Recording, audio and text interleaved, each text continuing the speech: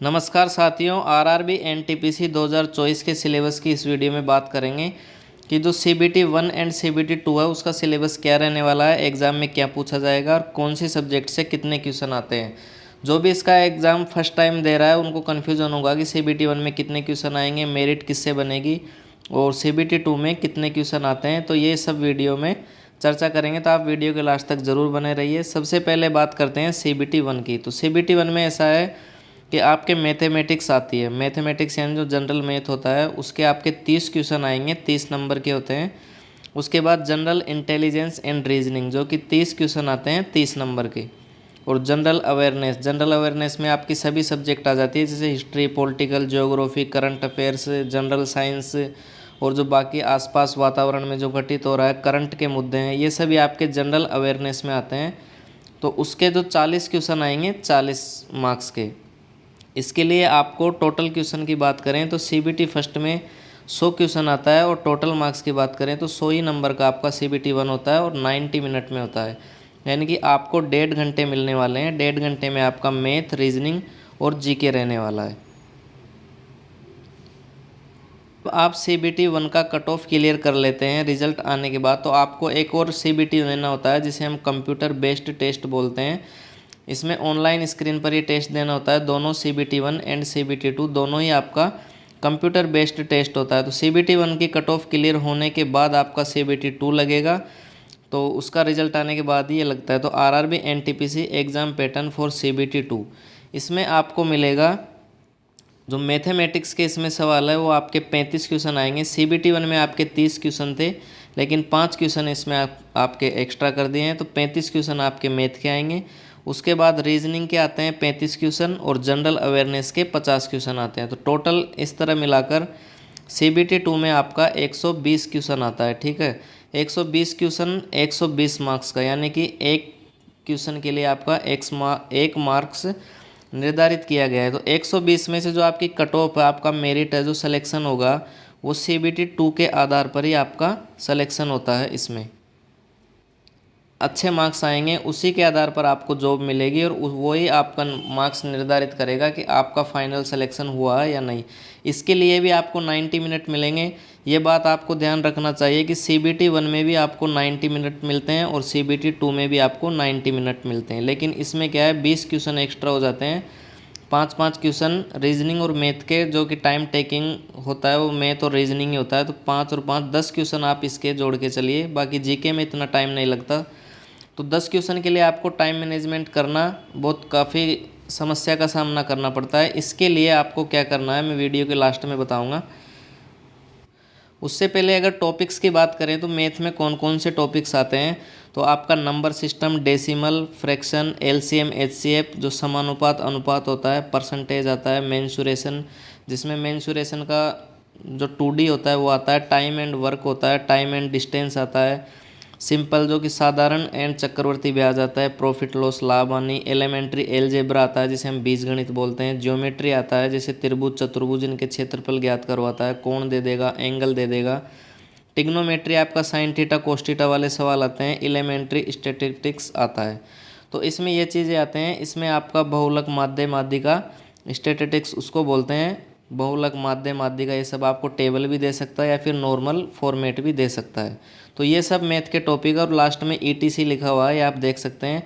बाकी और भी टॉपिक आते हैं, यानी कि जितने आपके मैथ में चैप्टर है वो सभी के सभी लगभग पूछे जाते हैं, तो आपको सभी प्रिपेयर करना अनिवार्य है। बात जनरल इंटेलिजेंस एंड रीजनिंग के सिलेबस की बात करें तो इसमें एनालॉजी आती है, नंबर का जो कॉम्प्लीमेंशन अल्फ़ाबेट की सीरीज़ आती है, नंबर सीरीज आती है, कोडिंग डिकोडिंग आता है, मैथमेटिकल ऑपरेशन आता है, सिमिलरिटीज़ एंड डिफरेंस रिलेशनशिप आता है। इसके बाद एनालिटिकल रीजनिंग, सिलोलिज्म आता है, वो कुछ जो ऐसे सवाल आते हैं जैसे कुछ पेन पेंसिल है उसको सिलोलिज्म बोला जाता है, जंबलिंग आता है, वेन डायग्राम आएगा, पजल आता है, डाटा सफिशिएंसी आता है, आपका स्टेटमेंट, कंक्लूजन, कथन निष्कर्ष आता है। इसके बाद कोर्स ऑफ एक्शन आता है, अवधारणाएं आती है, डिसीजन मेकिंग आता है कि आपको किस तरह का निर्णय लिया जाना चाहिए। एक सेंटेंस दे देगा, उसको निर्णय आपको पूछा जाएगा, यदि आप इस जगह होते तो आप कौन सा निर्णय लेंगे। इस तरह का सवाल आपका रीजनिंग में देखने को मिलेगा। मैप्स से आता है। इसके अलावा इसमें 2 टॉपिक और रह गए जैसे घड़ी और कैलेंडर, इससे भी आपका सवाल आता है। अब बात करते हैं जनरल अवेयरनेस, जो कि सिलेक्शन की सबसे मेन चीज़ है आपकी जीके। जीके के बेस पे ही आपका सिलेक्शन इसमें निर्धारित किया जाता है कि जीके मार्क्स आपका इंप्रूव करती है और जीके ही लो करती है, क्योंकि मैथ रीजनिंग इसमें सभी कर लेते हैं लेकिन जीके में लोग मात खाते हैं। तो इसमें कौन कौन से टॉपिक पूछे जाते हैं, एक तो आपका करंट इवेंट्स आता है, नेशनल और इंटरनेशनल जो भी इम्पोर्टेंस करंट अफेयर में है, नेशनल और इंटरनेशनल, वो आपका इसमें पूछा जाता है। इसके अलावा गेम्स एंड स्पोर्ट में जो भी कुछ हो रहा है करंट में हाल ही में वो पूछा जाएगा। आर्ट्स एंड कल्चर आता है, नृत्य, जो कि नृत्य पूछते हैं, या फिर त्यौहार मेले, ये सब आर्ट एंड कल्चर में आता है। इंडियन लिटरेचर आता है, जो पर्वत होते हैं, पैलेस होते हैं इंडिया के, ये आते हैं। General science and life science, ये इसके साइंस के इसमें लगभग CBT 1 में 4-5 क्वेश्चन आते हैं और CBT 2 में 6 से 7 क्वेश्चन आपके साइंस के आते हैं। इसके अलावा इंडियन पॉलिटिक्स आती है, यह कॉन्स्टिट्यूशन संविधान आता है, पॉलिटिकल सिस्टम आता है, जनरल साइंटिफिक टेक्नोलॉजी आती है। तो ये सारे टॉपिक इसमें दिए गए हैं, आप देख सकते हैं कि general awareness for RRB NTPC के लिए कौन कौन से टॉपिक है, ये इसमें आपको पूरा दिया गया है। हिस्ट्री, पॉलिटिकल, ज्योग्राफी, इसके अलावा इकोनॉमिक्स, ये सारी सब्जेक्टें आपके जीके के अंतर्गत आती है और पूछी जाती है।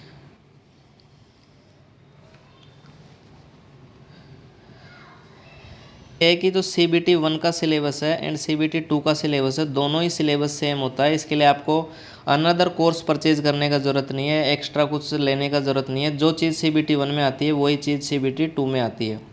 बस फ़र्क इतना है कि CBT 1 भी 90 मिनट का है, 100 क्वेश्चन, एंड CBT 2 भी 90 मिनट का है, 120 question. Number of questions extra हो जाते हैं, इसके लिए आपको मॉक टेस्ट देना अनिवार्य है। आप टेक्स्ट बुक पर मॉक टेस्ट परचेज कर सकते हैं।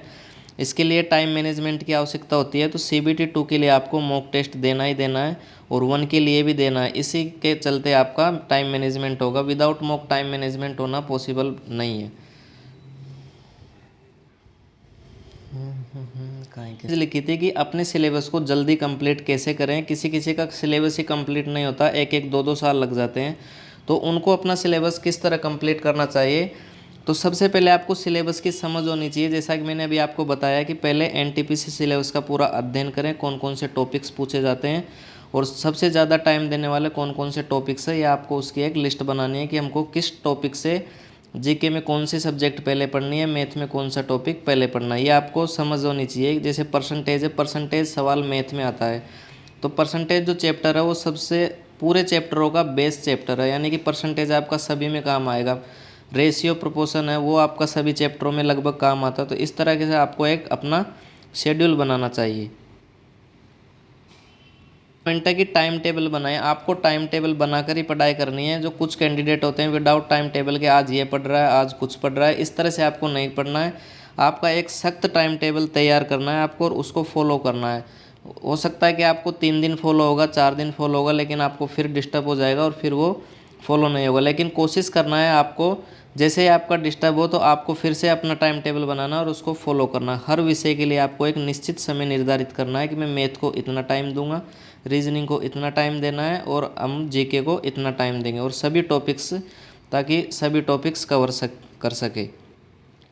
इसके बाद तीसरा पॉइंट है शॉर्ट नोट्स बनाना। आपको पढ़ते टाइम आप मैथ में एक फार्मूला या फार्मूला बुक आती है, या फिर आप अपनी एक सेल्फ कॉपी बना सकते हैं। सबसे बेस्ट रहेगा कि आप अपने राइटिंग में एक बुक बना लीजिए 20-30 रुपये वाली, उसमें फार्मूलाज लिखे, ताकि एग्ज़ाम के टाइम वो क्विक रिवीजन हो सके। एग्ज़ाम का समय इसमें रिवीजन का समय बचता है और नोट्स कठिन टॉपिक्स के लिए भी मददगार हो सकते हैं। यानी कि शॉर्ट नोट्स आप जितना बनाएंगे, तो जैसे ही आपका एग्ज़ाम होगा क्विक रिवीजन के लिए 1-2 दिन पहले आपको वही शॉर्ट नोट्स पढ़ के जाना है।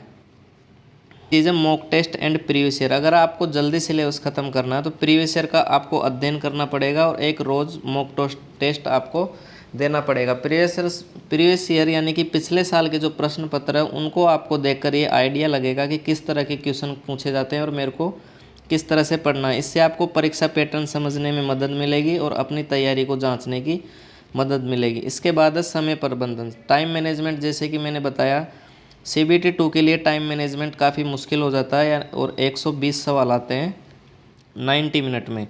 तो इसके लिए आपको टाइम मैनेजमेंट करना काफ़ी मुश्किलों का सामना भी करना पड़ सकता है। अगर आप टेस्ट नहीं दे, रोज़ाना आप अगर एक टेस्ट दोगे तो आपको इस मुश्किल का सामना करना नहीं पड़ेगा।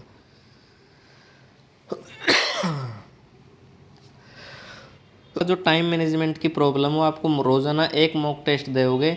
सबसे पहले आपको 40 से 50% तक आपको सिलेबस कंप्लीट करना, उसके बाद ही आपको मॉक टेस्ट लगाना। ये नहीं कि आपको कुछ भी नहीं आता और आप मॉक टेस्ट देने लगे, ऐसा नहीं है। मिनिमम 50% सिलेबस आपका कंप्लीट हो जाए तो आपको रोज़ का एक मॉक टेस्ट लगाना। और ज़्यादा समय वाले प्रश्न जो आ रहे हैं उनको बाद में हल करना है। ये आपको, अगर आप मॉक टेस्ट दोगे तो आपको एक आइडिया लग जाएगा किस तरह का क्वेश्चन हमको पहले अटैम्प्ट करना चाहिए और किस तरह का बाद में अटैम्प्ट करना चाहिए। आप अपने यूट्यूब ऑनलाइन टेस्ट सीरीज़ का सहारा ले सकते हैं रिवीजन करने के लिए, या फिर ट्यूटोरियल देख सकते हैं। मेन चीज़ है रोज़ डेली रिवीजन करना है। हर दिन जो आपने पढ़ा है उसको आप नेक्स्ट चीज़ जो पढ़ रहे हो उससे पहले आपको कल की पढ़ी हुई चीज़ का रिवाइज करना, ताकि आपको सब कुछ याद रहे और आप कुछ भी नहीं भूलें। हैं वो याद किस तरह से आपको रखना चाहिए, जो पढ़ते हैं लेकिन भूल जाते हैं। कैंडिडेट का सबसे ज़्यादा पूछे जाने वाला सवाल होता है कि हम पढ़ते तो खूब है लेकिन इतना याद नहीं रह पाता। तो आपको इसके लिए रोज़ाना रिवीजन करना है। जो चीज़ आप आज पढ़ रहे हो उसको कल दूसरी नई चीज़ पढ़ने से पहले आपको पुरानी चीज़ का रिवीजन करना है, तभी आपका वो चीज़ आपके माइंड में बनी रहेगी। तो रोज़ाना जो आपने पढ़ा है उसका संक्षेप में रिवीजन करें।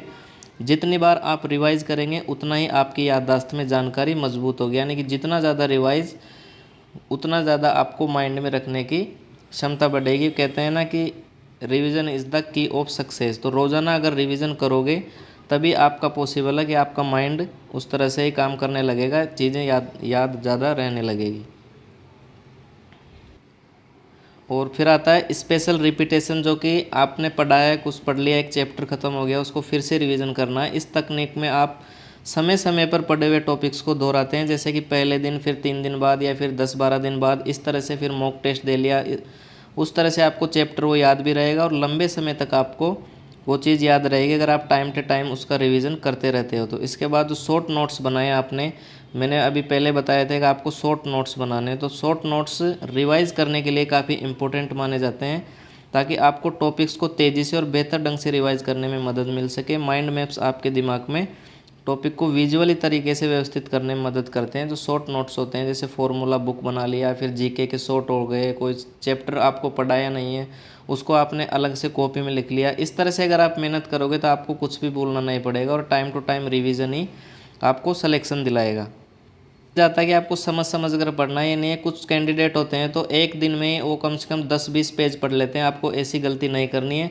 चाहे आपको आधा पेज ही पढ़ना है लेकिन उसको समझकर और याद करते हुए चलना है, ताकि वो बाद में काम आ सके। पढ़ने की चीज़ पढ़ी जाती है और याद करने की चीज़ याद की जाती है। तो जो कुछ भी आप पढ़ते हैं उसे समझने की कोशिश करें। रटे हुए तथ्य जल्दी भूल जाते हैं, लेकिन जो समझकर याद करते हैं वो काफ़ी लंबे समय तक याद रहती है।